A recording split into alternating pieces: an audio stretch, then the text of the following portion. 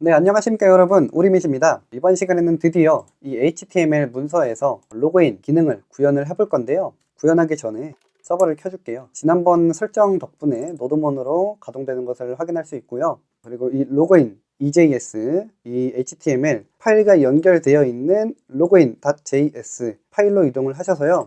퍼블릭 폴더 안에 있죠. 이 파일로 이동을 하셔서 로그인 기능을 구현을 해보도록 하겠습니다. 먼저 생각을 해보면은 프론트 단의 기능을 구현을 하는 거잖아요. 이 프론트 단에서는 아이디와 비밀번호를 입력을 받고요. 입력받은 값을 로그인 버튼이 눌릴 때에 이 해당 값들이 서버로 전달이 되게 됩니다. 그러면 서버는 그러한 데이터를 받아서 로직을 처리하게 되는 거죠. 그러면 우리가 여기서 값을 입력을 하면은 이 데이터들을 자바스크립트에서 제어할 수 있어야 해요. 근데 이 HTML에 존재하는 값을 단순히 자바스크립트에서 제어할 수는 없거든요. 근데 그를 가능하게 해주는 게 바로 돔이라는 객체예요. 이 돔이 뭐냐? 돔은 이 Document Object 모델이라 그래서요. 문서 객체 모델입니다. 이거는 일종의 인터페이스인데요. 이 인터페이스를 사용을 해가지고 자바스크립트에서 HTML에 존재하는 데이터들을 가져와서 제어할 수 있게 됩니다. 자, 그러면 이거를 한번 사용을 해볼 건데요. 돔에 대해서 더 자세한 내용이 궁금하신 분들은 이 상단 위에 있는 카드바를 선택하셔서 클릭하셔서 해당 강의를 듣고 오시길 바라겠습니다. 먼저 이 id 텍스트에 존재하는 값은 자바스크립트에서 id라는 변수로 담아 줄게요. 돔을 사용을 할 거니까 도큐먼트에 접근을 해서요. 쿼리 셀렉터라는 것을 가져올 겁니다. 자, 이거는 직역하면 질의 선택자인데요. 두 번째 파라미터로 넘어오는 선택자를 통해서 이 HTML의 값을 가져올 수 있어요. 자, 그럼 이 선택자가 무엇일까요? 이 선택자는 바로 이 EJS 파일 HTML에 있는 이 태그들에 대한 정보인데요. 이 태그를 개발자 임의로 선택자를 만들어 줄 수가 있어요. 저는 id라는 선택자로 id로 부여해 줄게요. 그리고 패스워드는 id라는 선택자로 패스워드라고 해주고요. 이 선택자를 이용해서 자바스크립트에서 제어를 해 보도록 하겠습니다. 자, id로 불러오고요. 그리고 패스워드는 도큐먼트에 쿼리 셀렉터에서 패스워드로 부여를 해줬었잖아요. 그리고 로그인 버튼도 불러와야 하니까요. 이것도 동일하게 불러와 주도록 하겠습니다. 자, 이거는 태그 그대로를 불러오도록 할게요. 왜냐면 인풋 태그는 두 개인데 버튼 태그는 하나잖아요. 따라서 이 버튼 태그만 불러오더라도 자동으로 그 버튼 태그 하나만 가져올 수 있게 됩니다. 자, 근데요, 이 태그명이랑 이 id명이랑 똑같으면 안 되잖아요. 그래서 이 id로 부여한 선택자를 가져올 수 있도록 해줘야 하는데요. 그것은 이 선택자 앞에 샵이라는 거를 부여해 줍니다. 그래서 이것 전체가 선택자라고 보시면 되고요. 이 샵은 태그에 id로 부여되어 있는 id를 가져와 달라라고 하는 거예요. 그래서 이 id에 담기게 될 거고요.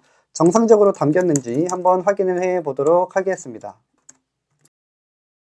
서버는 자동으로 재가동 됐고요. 브라우저를 새로 고침해보면 널이라고 나옵니다. 왜 널이라고 나올까요? 혹시 모르니까 헬로라고 한 번 더 입력을 해봤고요. 새로 고침해볼게요. 이번에는 밑에 헬로는 잘 나오는데 위에는 값이 안 들어있어요. 왜 그럴까요?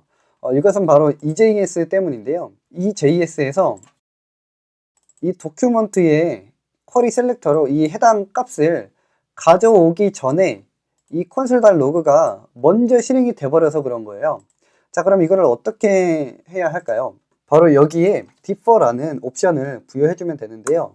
여기에 부여할 수 있는 옵션은 differ와 async가 있습니다. 근데 저희는 differ를 사용을 할 거고요. 이 differ와 async에 대해서 더 자세한 내용에 대해 알고 싶으신 분들은 지금 화면에 나오는 이 해당 썸네일의 영상을 찾으셔서 보시면은 differ와 어싱크에 대해서 알게 되실 겁니다. 이렇게 하고요. 저장을 하고 그리고 브라우저를 새로 고침하면은 이처럼 태그가 id 변수에 잘 들어가서 출력이 된 것을 확인할 수 있죠. 자, 이제 이 해당 값들을 이용해서 서버에게 데이터를 전달해 보도록 하겠습니다. 먼저 로그인 버튼이 눌리면 클릭이라는 이벤트가 발생을 하면 로그인을 시켜줄 건데요. 이 두 번째 파라미터로 넘어오는 거는 함수입니다. 로그인이라는 함수를 만들어 주어야 하고요.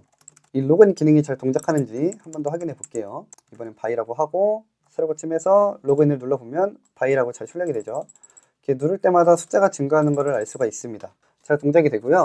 이 로그인 버튼이 클릭되면은 이 아이디와 패스워드에 들어있는 값을 가져와 줘야 합니다. 따라서 그러면 이 텍스트 안에 들어있는 값은 어떻게 가져올까요? 바로 태그에 value라는 변수에 접근을 해주면 되는데요. 새로 고침해서 이 아이디 값으로 우리밋을 입력을 하고요. 로그인 버튼을 누르면 제가 입력한 정보가 잘 출력되죠. 자, 이 말은 이 id.value에 접근을 하면 그 해당 값을 가져올 수 있다는 말인데요. 자, 그러면 이거를 요청 데이터니까 request라는 변수에 담아줄게요. 오브젝트로 선언을 해주고요.